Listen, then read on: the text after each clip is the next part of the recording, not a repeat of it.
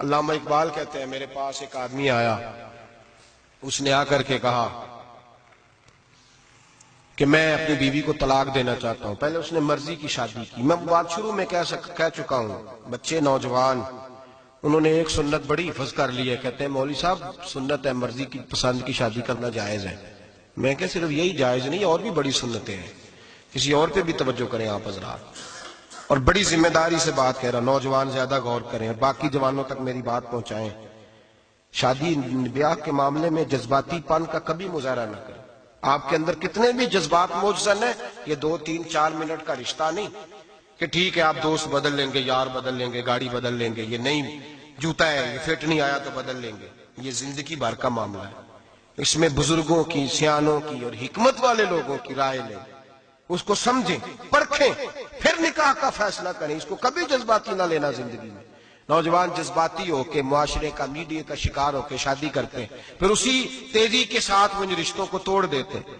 میرے نبی پاک صلی اللہ علیہ وسلم نے فرمایا بغض نہ رکھو، کچھ عادتیں اگر ناپسند ہیں تو کچھ ایسی بھی ہوں گی جو تمہیں پسند ہوگی۔ ڈاکٹر اقبال کہتے ہیں ایک شخص میرے پاس آیا، میں لندن میں وکالت کرتا تھا، اس نے آ کے کہا کہ بیوی کو طلاق دینی ہے۔ میں نے کہا میں تجھے جانتا ہوں، تو نے تو پسند کی شادی کی ہے۔ کہا ہاں، اب میں طلاق دوں گا۔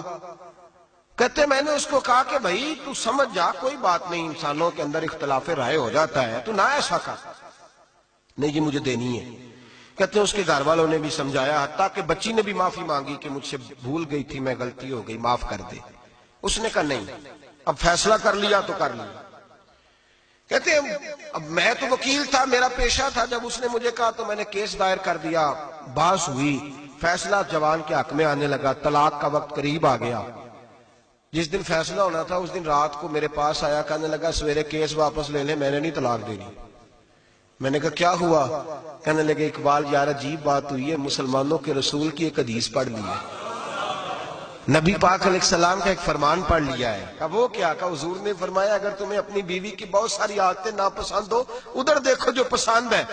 تو وہ کہنے لگا یہ حدیث پڑھ کے میں نے غور کیا ہے، یورپ کے اس گندے معاشرے میں رہتی ہوئی میری بیوی اس برے معاشرے میں رہتی ہوئی بد خلق ہے، بد اخلاق ہے، کام کاج نہیں کرتی، ساری چیزیں ہیں، لیکن جہاں اجازت ہے 18 سال کے بعد عورت اپنی مرضی سے جس کو مرضی لڑکے کو دوست بنا سکتی ہے، لیکن اس کا سوائے میرے کسی اور کے ساتھ کوئی تعلق نہیں۔ تو اس گندے معاشرے میں یہ اس کی عادت کتنی پاکیزہ ہے کہ سوائے میرے کسی اور طرف نہیں دیکھتی۔